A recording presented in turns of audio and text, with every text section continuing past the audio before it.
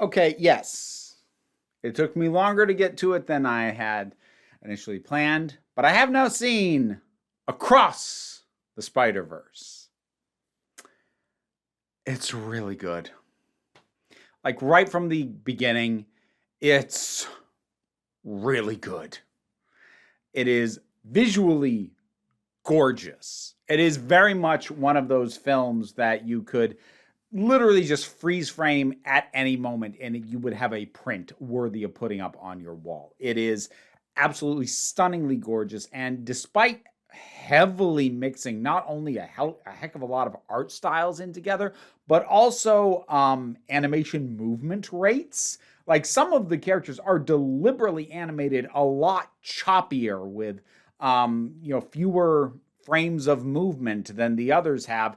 And I'm not going to say that it was never off putting. One of the characters, well, the character that at least I noticed that they did that with the most, took me a little bit because he's visually a lot, but I got used to it. Not too long into it either.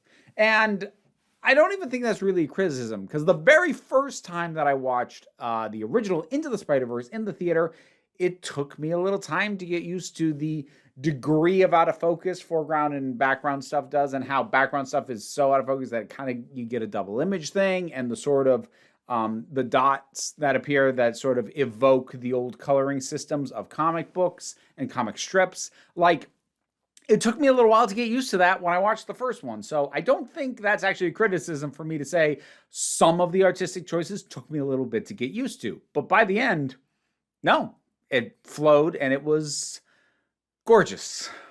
It was gorgeous. A lot of good use of Gwen in this.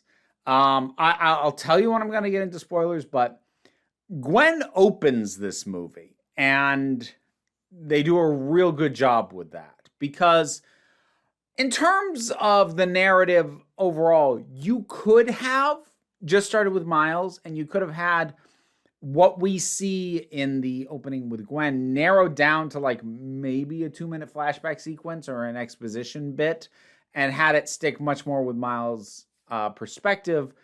But I think it gives a lot of depth to what Gwen is going through that we actually start and spend that time with her. So I think that was a really good choice. I have mentioned elsewhere, Miguel O'Hara, Spider-Man 29, is my favorite Spider-Man. Did they do him justice? Yes. He's a little grouchier than I like him, but in a way that I can still go, yeah, he could actually be like that sometimes. There's actually, this is a later moment, but it's not really a spoiler. There was actually a little moment that gave me a really big grin because there's a point, at one point he's pointing out like, dude, you're not funny. Like, we're all the spider people, we're funny, we quip. You're like super serious, you're not funny. And I remember that line bothering me a little bit because I'm like, well, he could be.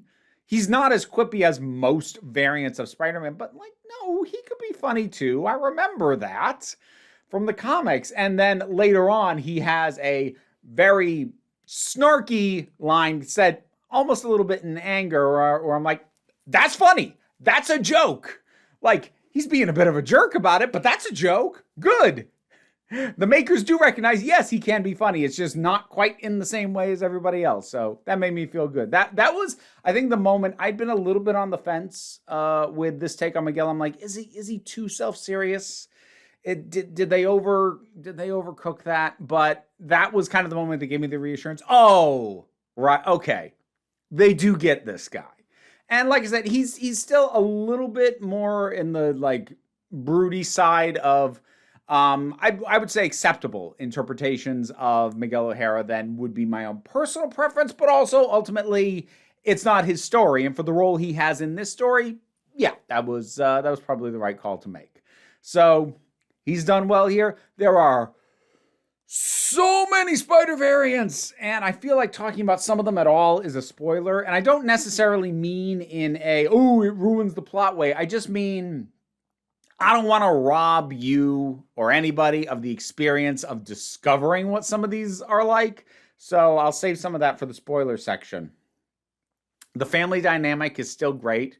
There's a lot more emphasis on Miles's mother in this one. His father kind of got the big highlight. Well, him and Uncle Aaron in the first one. His mother gets a lot more screen time in this, which is greatly appreciated because she's awesome and wonderful. And the action is stunningly choreographed. The villain, well, so there's a fair bit going on with the villain, but like they do a really good job of escalating the villain as time goes on. From where things start when he first shows up to where things are headed, like, oh, that's strong material right there. And visually it's also very cool. I won't say specifically what that is, even though if you've seen anything about it, you've probably seen write-ups or think pieces or whatever on that, but we'll move forward anyways. I don't really have any criticisms. Like just tiny tweak things, like admitting I had to get used to the visual look of one of the characters, and while this is not quite my ideal depiction of Miguel, it's still probably the right one for this story. If you were to ask me, do I like this or Into the Spider-Verse better, I'm going to go with Into the Spider-Verse, because while I think this one has more moments that I love, and like original Into the Spider-Verse has a lot of moments I love, I think this one actually has more moments that I love, but it also doesn't have one that I love quite as much as the Leap of Faith from the first one. So I think I'm gonna give the edge to the original. Not by a lot. Like, this is an incredibly worthy follow-up, and I cannot wait for the next one. That's your spoiler-free section. Now we're going to talk spoilers for a bit. So the variant of Spider-Man that took me a little while to get used to visually was Hubie. He took me a little bit. Like, he's a lot. Visually, he is a lot to deal with. But it also suits him, like who he is as a person. I love that they got Daniel Kaluuya. He's perfect for this. He's so good. And Hubie was also a character I'm like, I'd gotten the impression that he was like a lot of people's like new favorite variant of Spider-Man. I'm like, he's fine. But then, later on where he's just sort of quietly reminding Miles, hey, palms, man. And it's like, oh, you are great. I like you a lot. And like just quietly breaking from the rest of the spider thing and dropping Gwen a little gift. Like, oh, he's good stuff. He's good stuff. I like him a lot. They had a lot of fun with Ben Reilly too, which fitting. Ben Reilly was super 90s. So I feel like the ribbing done to him was done with love. Also, like, they are really going all out. Like, they'd kind of already opened the door to how wacky these different universes could be. With the first one, with Penny Parker being so anime, and with Spider-Ham flat out being a cartoon. But we kind of get an idea of what to someone like Miles, what seeing Spider-Ham looks like by having a couple of instances of bleed over with the real world. Because you've got the Spot, who we'll come back to, like briefly interacting with the woman from Mrs. Chang, I think is the name. But like the woman who owns the convenience store from the Venom movies. She's just not, and like it works as a scene even if you don't know that's where she's from. It's great. Oh, like that, and we get little allusions to the Amazing Spider-Man movies and to the Tobey Maguire ones, and like really briefly when Miles is running away from all the Spider people, he like goes through this training center and he like goes through like a Doc Ock hologram or something, and you hear "Hello, Peter." I'm like, that is the exact freaking line pulled from Spider-Man No Way Home. Like, it's great, and it's just so much fun. It's also really, really touching. I cried a fair bit in this movie. I cried, I'd say about a third of the scenes between Miles and his parents. I cried at Miguel's flashback, and I cried at pretty much every single scene between Gwen and her dad. Yeah, I cried quite a bit in this. I did call the twist almost immediately as soon as there was any indication of where it was going about Miles ending up in the wrong universe. I called that actually as soon as Universe 42 pulled up on the screen. I was like, that's not his universe, though. I didn't necessarily call. If I'd thought that thought through instead of getting re-wrapped up into the movie, which I did. But if I'd followed that thought through, I would have realized he was ending up in a universe that never had a Spider-Man. I didn't follow the trail down that far, so like when we got to that particular revelation and with the Prowler version of Miles, it was a bit like, oh yeah. It caught me like a little bit by surprise, but only insofar as it was further down the logical thread that I'd already spotted than I had allowed my brain to go, because I was super absorbed into this movie. Like that's quite the compliment that I can extend this thing. Other variants, Jessica Drew was great, like a bit different from the Jessica Drew I'm used to, but still awesome. Friggin' wonderful. All of the Spider-Man variants that get a highlight are really nice. And I like at the end, we get a hint of a return of some of the ones from the first movie who didn't come back for this one. So that'll be a lot of fun. And okay, so the ending, I'd heard people getting caught off guard by the to be continued, because apparently I'm one of the only people who remembers that when we first got our first teasers of this, it was called Across the Spider-Verse Part 1, but because the Part 1 was dropped from the title and the third one's now going to be called Beyond the Spider-Verse, people seem to forget that this was broadcasted at the very early stages being the first part of a complete story that ends with the next one. But at the same time, I also don't have a ton of sympathy even for people who didn't realize that, because, you know, I watched the Matrix movies in the theaters when they came out. I went through this with Matrix Reloaded. This is not my first rodeo. I coped, you will too. But I do think if we're going to make the comparison to Matrix Reloaded, it actually ends on a stronger note than Matrix Reloaded does. So while you could certainly make the argument that this is not a complete story, and you'd be correct, it is still, I think, a good pausing point in this overall story. And I'll be really curious to see where things go from here. The Spot, he's what I meant when I almost said in the spoiler-free section that, like, you know, there's a villain and then there's an antagonist, and they're not the same character. But I decided not to, because it might tip my hand too much. Because the Spot is the villain. Miguel is an antagonist, though, very much, for Miles especially.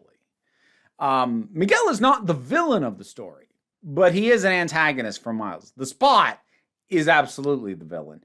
And how fun was that? Like, watching how his powers worked, especially early on when, like, he didn't even really know how to use them properly. But then to take this guy where his fights were very cool, but also very slapstick, and to make him as legitimately menacing, both in the performance from Jason Schwartzman, but also visually, to really make you scared of this guy who, well, they say it flat out, starts out as the villain of the week. He seems really scary by the end. That's pretty impressive, because I've seen plenty of things try. It's usually more of a thing you get in TV than in film, but I've seen plenty of things try to do this started as a joke, but we're going to make them a meaningful villain. And most of the time it doesn't work. It works here. Oh boy, does it work. I'm so excited I'm excited to see this again at some point. I don't know if I'll have time to get to the theater again while it's still in there, but I'll be excited to see this again, and I'll be really excited to see the next one. And if anyone happens to be wondering, about my thoughts and opinions on the interpretation or discourse around the idea of Gwen being trans. That's actually going to be its own video. There's going to be a separate video that's going to be on the main Council of Geeks channel, and that's going to be Saturday's video. And there, I'll discuss my thoughts on the trans themes of not just Gwen, but the movie overall. Because I think those themes can be expanded a lot further than her. What do I mean by that? Well, tune into that video once it exists, and you'll find out. But for right now, let's wrap it up. Gorgeous, fun, touching, humorous, tense. This is wonderful. Across the Spider-Verse. You've probably seen it by now. Most people got it to me well before. Most people got to it well before I did. Well before me. I can speak. I can make sentences. But whatever your thoughts might be, if you've seen it or rewatched it because you would have had time, drop something down in the comments. Let's talk about it. Patreon pays the bills, enables me to do this as my living. And even if you can't help me out that way, links in the description for the other stuff that I do. But don't worry too much about it. We take a relaxed attitude around here so you can come on back next time you need a break. Massive thanks to my Patreon supporters, and in particular, I want to thank Robin Moore, Zubin Lutfullah, Tarak, the thing that goes doink in the anime, Ruth, Oliver B., Solitary Pictures, Ulrich Bogdan, Melinda Walters, Jen, Leotha Boyd, Auntie Kate 808, Becky Sparks, Phenobilex the Poodle, Robin Powell, Tracy Scrabbit, Angry Caspero, Adam R.D.L. Taylor, David Hall, Shayla Gourlay, and Rosalind Bennett. Thanks for your support. You can get your name in the credits too if you feel like hearing me possibly struggle with it for several times before getting it right.